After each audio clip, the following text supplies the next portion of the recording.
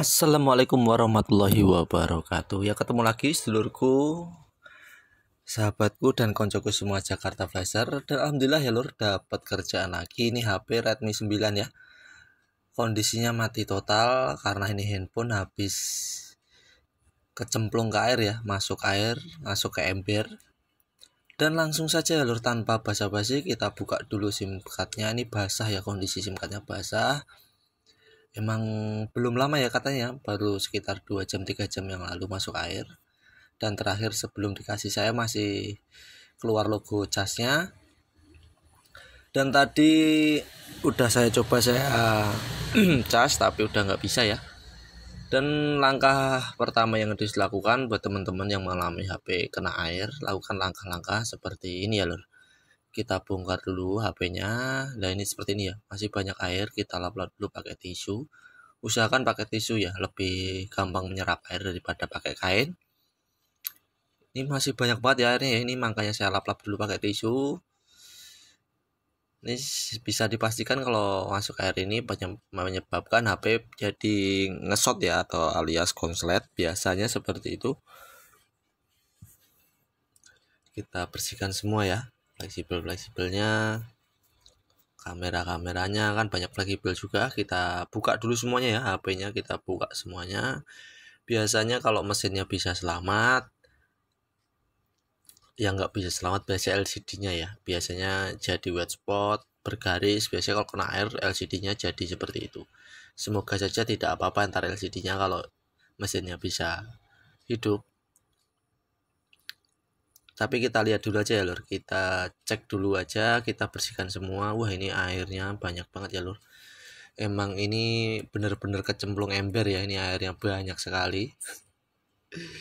Ya langkah-langkah yang dilakukan kalau saya dapat kasus kecemplung air ya seperti ini ya. Saya lap-lap semua dulu.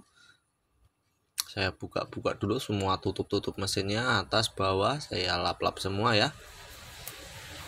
Biar terjadi resapan airnya hilang dulu yang ada di semua mesin. Biasa saya memakai tisu karena tisu penyerapan airnya lebih cepat. Nih saya gulung-gulung seperti ini ya. Biasanya kalau saya dapat kasus air, saya gulung-gulung semua. Buzzernya tadi saya gulung-gulung.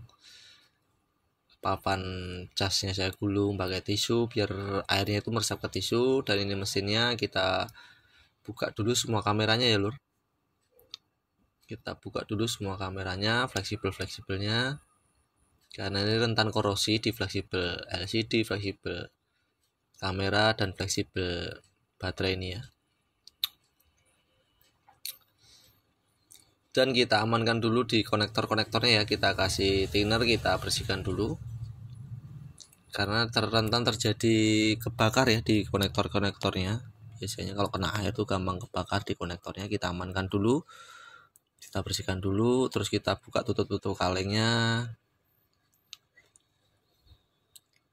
Kita tutup kalengnya semua dulu, kalau bisa dibuka kita buka semua dulu. Dan ini memang ditutup kalengnya juga basah sekali. Dan seperti ini ya, basah. Dan untuk langkah selanjutnya sama, saya bungkus tisu lagi seperti ini biar airnya meresap ke tisu ya. Dan kita bersihkan lagi konektor di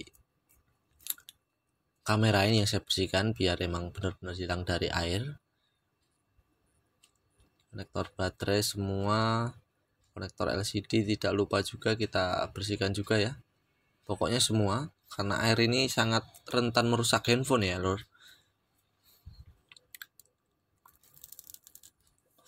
Setelah seperti ini, setelah bersihkan, terus saya bungkus pakai tisu. Kalau habis kena air seperti ini, langkah selanjutnya saya diamkan dulu ya, sekitar ya sambil ngerjain HP lain ya sekitar 15 menit sampai setengah jam saya diamkan dulu biasanya. Ini setelah saya diamkan sekitar 20 menitan lebih ya, tadi sambil ngerjain yang lain. Terus saya ambil lagi, terus saya buka lagi semua ya lur, tisu-tisunya.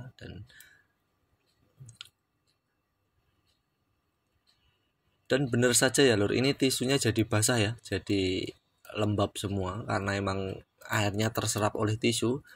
Dan coba saya cek dulu, ini masih ada sedikit korosi, tapi coba kita cek dulu. kita coba charger dulu ya lur. Setelah kita bersihkan airnya, kita beres-bereskan konektor-konektornya semua dari air. Coba kita nyalakan langsung, tidak ada penampakan juga. Coba saya rapikan dulu, masih tetap nggak ada penampakan ya. Coba akan saya lakukan charger. Saya lakukan pengetesan lewat HP ke charger, siapa tahu baterainya ini kosong. Tetap ya lur, sama aja, tidak ada keluar logo baterainya. Dan kemungkinan ini masih ada short ya, coba akan saya tes dulu apakah terjadi short. Biasanya short kecil mungkin kalau habis kena air gini, karena belum lama biasanya shortnya masih kecil, belum short gede biasanya. Coba saya raba-raba dulu apakah ada yang panas ya. Ini saya raba-raba dulu di belakang mesin ini sambil saya raba-raba ada yang panas atau tidak, sambil saya charger.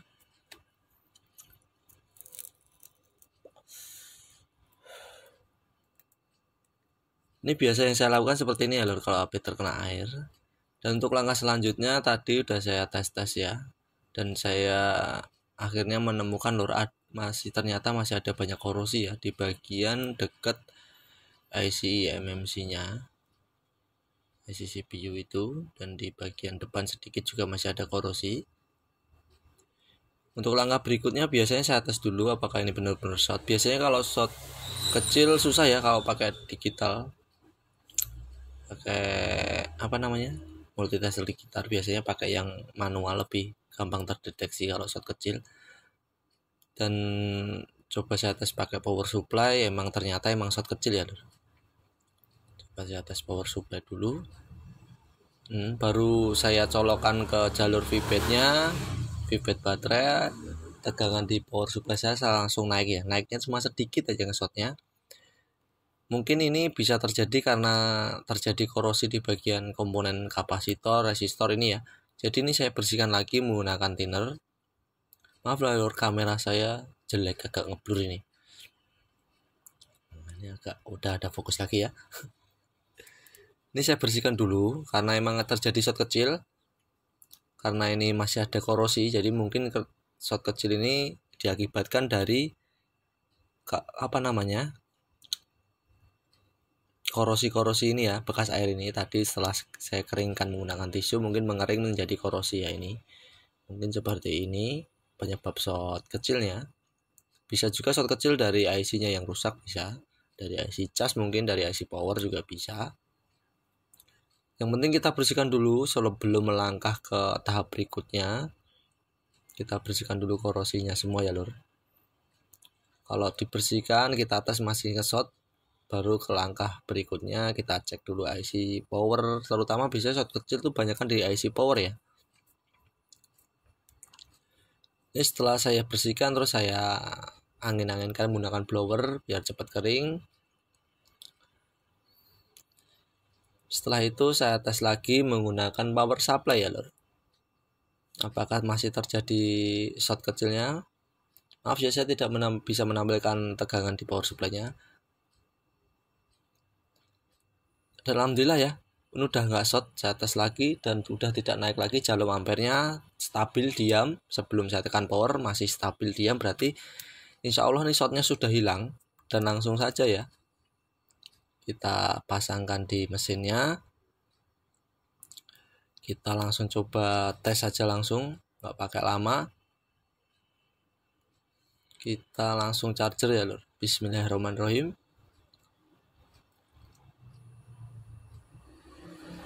Ya, alhamdulillah ya, mantap ya lur, keluar logo petirnya. Ya ini karena shotnya udah hilang ya. Awal-awal tadi shotnya masih ada kecil, jadi tidak bisa mengeluarkan logo cas. Dan ini emang mungkin baterainya emang kosong. Kita tinggal dulu beberapa menit biar mengisi dulu baterainya. Ini kalau saya terawang kayaknya LCD-nya kena ya lor, ada white spotnya kayaknya ya tadi pas saya nyala logo petirnya tadi ya di bagian bawah itu. Mungkin ini LCD-nya nggak selamat ya lor, ada white spotnya ini. Semoga tidak bergaris ya. Alhamdulillah sekitar beberapa menit saya tinggal dan saya cek lagi, udah ngisi ya 22%. Saatnya kita tes ya, kita cabut aja chargernya, terus kita tes nyalakan. Dan alhamdulillah nyala ya, tapi LCD-nya kena ya lur. Gara-gara air LCD-nya bisa seperti ini ya lur. Jadi LCD-nya mungkin juga nggak tahu lah ya. Namanya air itu emang bikin rusak handphone ya. Nggak di mesin, nggak di LCD ya, seperti ini akibat kena air ya. Dan ini touchscreen-nya masih normal, saya coba cek touchscreen masih normal, terus saya cek LCD-nya emang udah bergaris, dan ini banyak terjadi wet spot ya. Wet spot ini diakibatkan karena ini lapisan dalam LCD-nya ini masih IPS, masuk air ya, jadi mengakibatkan wet spot. Ya sudahlah ya, nggak apa-apa lah ya. Yang penting handphonenya sudah bisa hidup normal lagi.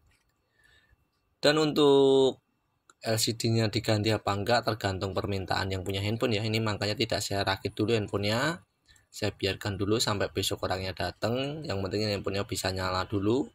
Kalau mau diganti tinggal diganti, kalau enggak tinggal kita rakit ya. Semoga bermanfaat. Assalamualaikum warahmatullahi wabarakatuh.